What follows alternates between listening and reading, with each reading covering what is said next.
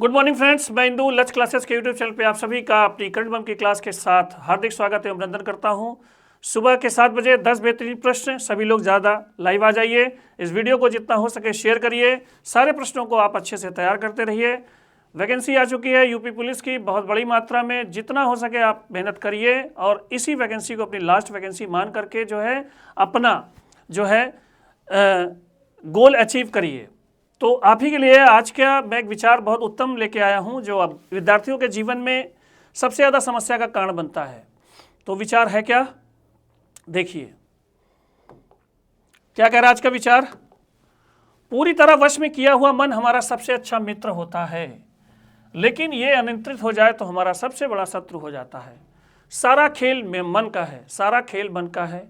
पढ़ने का मन करे तो मन से ही बात आती है। पढ़ाई का मन न करे, ये सब चीज़ें डिसाइड होती हैं आपके मन से। आपको जाना है, आपको घूमना है, आपको वहाँ जाना है, कहीं पर भी जाना है, कोई भी एक्टिविटी करनी है, तो आपका जो डिसीजन ले रहा है आपके पीछे, तो वो आपका कौन सा है, आपका मन। ठीक, यदि ये इस मन पर अगर हमारा वश हो जाए, है तो बड़ा कठिन काम, यदि इस मन पे हमारा बड़ा वश हो जाए तो ये हमारा सबसे अच्छा मित्र होगा।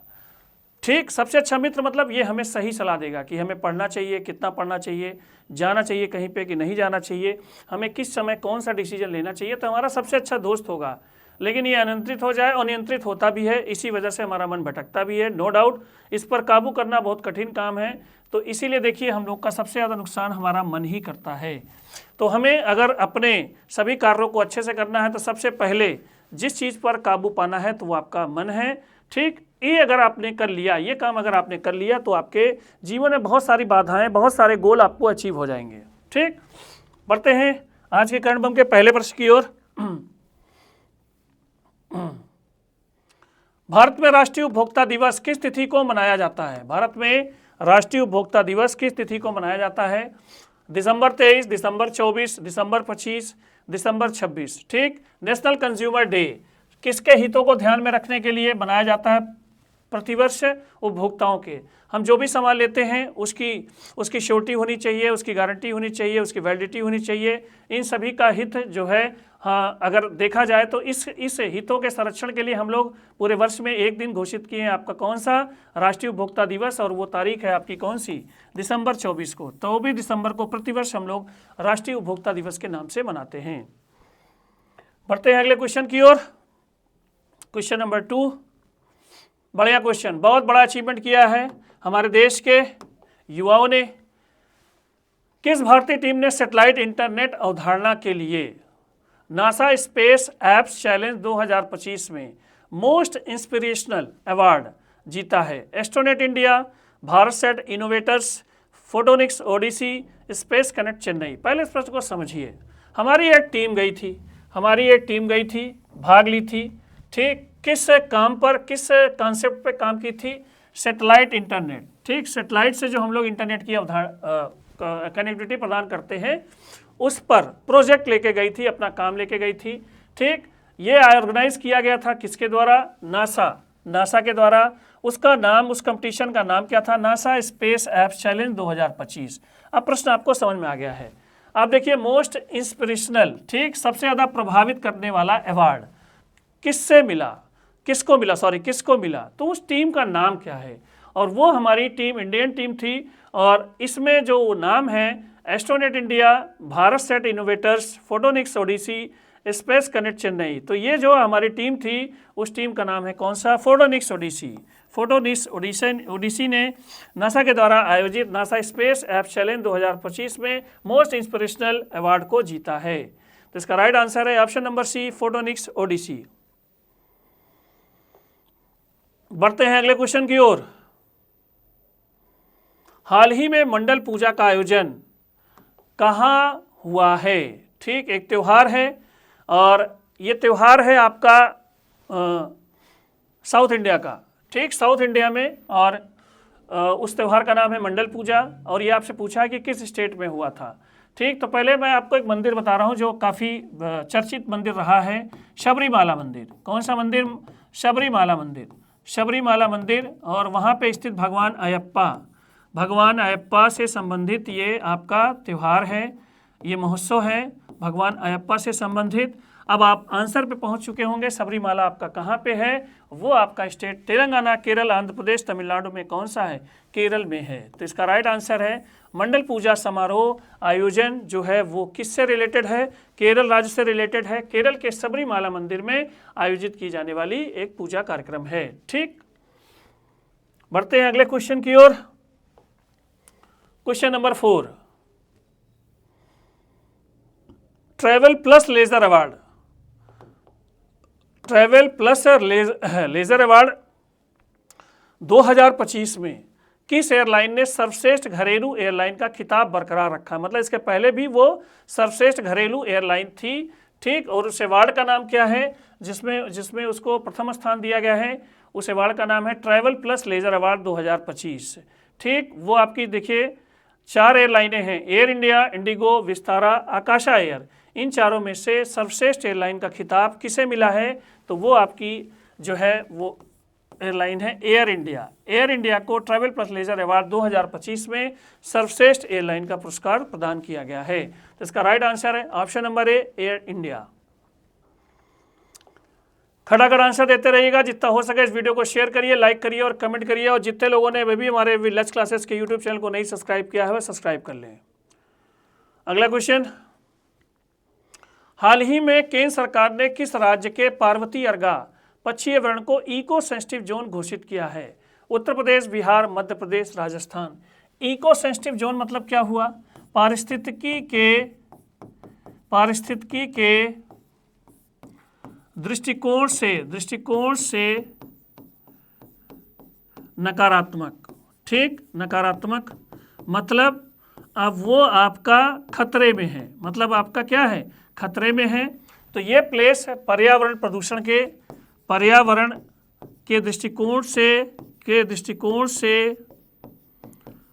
दृष्टिकोण से अनुकूल नहीं है, अनुकूल अब नहीं है। ठीक, फुल स्टॉप। अब अनुकूल नहीं है और इसमें से उसका नाम क्या है? अभयारण्य का पार्वती अर्गा पक्षी अभयारण्य। और स्टेट पूछा है आपसे, तो वो स्टेट आपका कौन सा है? वो है आपका उत्तर प्रदेश। उत्तर प्रदेश के गोंडा जिले में ये आपका पार्वती अर्गा वन्य जीव अभयारण्य है, जिसे वन्य जीव अभयारण्य पर पक्षी अभयारण्य है जिसे इको सेंसिटिव जोन घोषित किया गया है। तो इसका राइट आंसर है option number A, Uttar Pradesh. खटाखट आंसर देते रहिएगा। क्वेश्चन नंबर 6, बढ़िया क्वेश्चन। हाल ही में सुपर कंप्यूटर परम रुद्र का अनावरण कहां पर हुआ है? IIT Visakhapatnam, IIT Ranchi, IIT Lucknow, IIT Patna. एक हमने सुपर कंप्यूटर बनाया है जिसका नाम है परम रुद्र।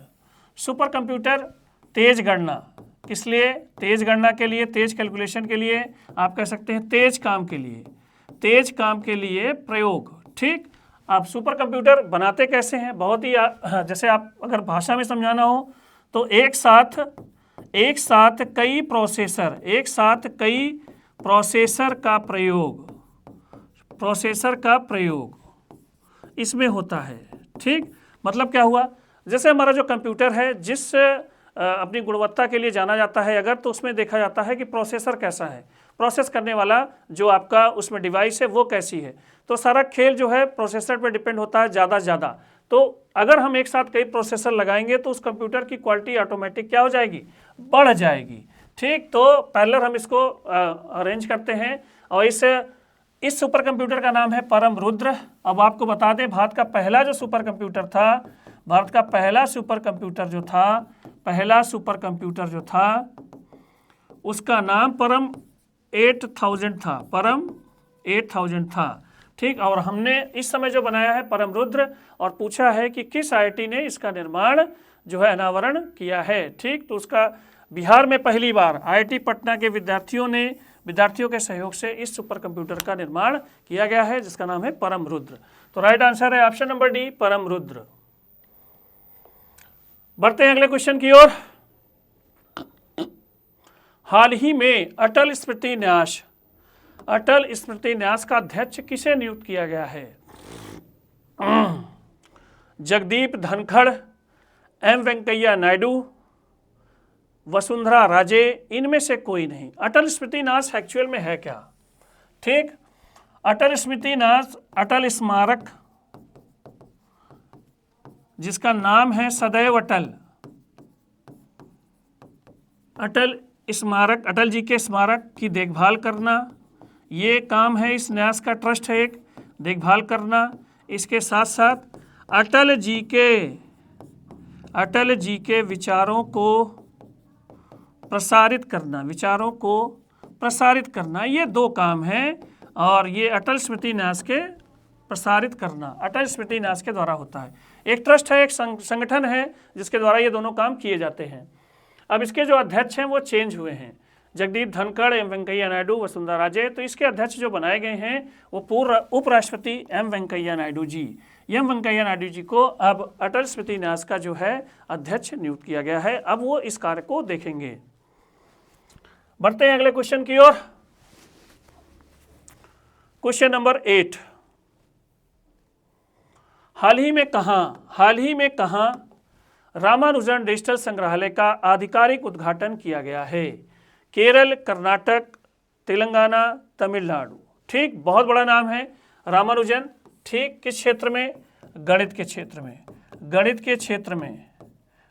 क्षेत्र में। ठीक, डिजिटल संग्रहालय पहली बार इन्हीं के नाम पे। डिजिटल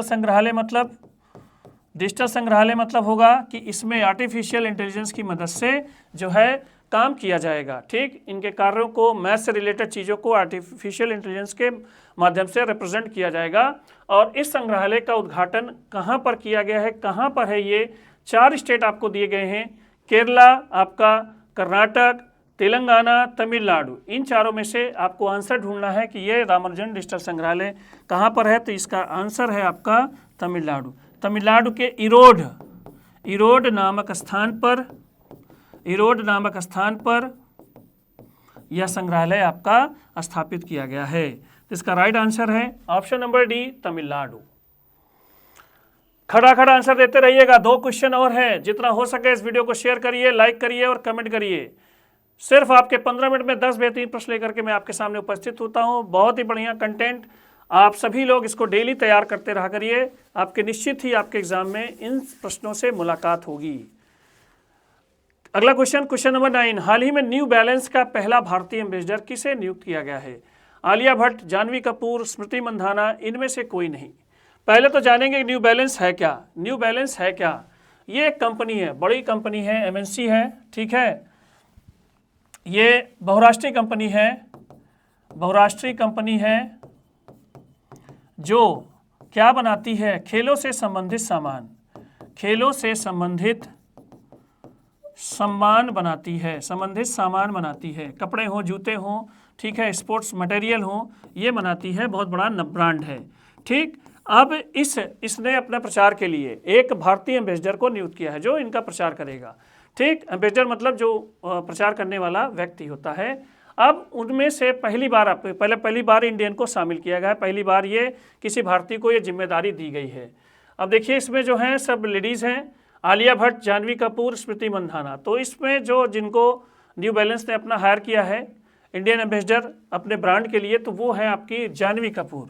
ठीक, मशहूर अभिनेत्री श्रीदेवी की पुत्री जो है आपका जानवी कपूर, श्रीदेवी की पुत्री, बोनी कपूर की भी पुत्री आप कह सकते हैं। इनको जो है आप न्यू बैलेंस के लिए ब्रांड एम्बेसडर बनाया गया है और ऐसा पहली बार किसी भारतीय को नियुक्त किया गया है। बढ़ते अगले क्वेश्चन की ओर। क्वेश्चन नंबर 10, आज की करंट बम का लास्ट बम क्या कहता है? बढ़िया क्वेश्चन, इसको सोचिएगा। हाल ही में BIS, ठीक, के द्वारा प्रस्तुत भारत के पहले डेडिकेटेड स्टैंडर्ड IS 194452-2025 का संबंध किससे है? ठीक, BIS आपका क्या है? भारतीय मानक ब्यूरो, इंडियन स्टैंडर्ड ब्यूरो है, भारतीय मानक ब्यूरो इसका नाम है। स्थापना आपकी वर्ष 1987 में हुई थी। तो ये चीज़ों का मानक ये चीज़ों को प्रूफ करता है, ठीक है, चीज़ों को प्रूफ देता है, नाम देगा, कोड देगा, ठीक है, सिंबल देगा, तो ये अब बताता है कि हाँ ये चीज़ इसमें गुणवत्ता है। ठीक, मानकता को जो है प्रूफ करने वाला संस्थान है और जिसने अपना पहला डेडिकेटेड स्टैंडर्ड जो है मानक बनाया है IS 194452 तो वो पूछ रहा है इसका रिलेशन निम्नलिखित में से किससे है। पहला आपका है bomb disposal system. Bomb disposal system मतलब आपका बम को निष्क्रिय करने वाला सिस्टम, बम को निष्क्रिय करने वाला सिस्टम, ठीक। दूसरा है आपका इलेक्ट्रॉनिक व्हीकल, तीसरा है आपका उर्वरक, चौथा है फास्ट फूड। ठीक, तो इसको ये स्टैंडर्ड इसने किसको दिया है, तो ये आपका जो राइट आंसर है वो है आपका बम डिस्पोजल सिस्टम को। ठीक, बम डिस्पोजल सिस्टम को ये मानक स्टैंडर्ड प्रदान किया है किसके द्वारा, BIS के द्वारा। ठीक, तो ये दोस्तों ये आज के थे करंट बम के 10 प्रश्न। इन सभी प्रश्नों को आप अच्छे से तैयार करिएगा, जितना हो सके इस वीडियो को शेयर करिएगा, लाइक करिएगा और कमेंट करिएगा। आज के लिए इतना ही, धन्यवाद।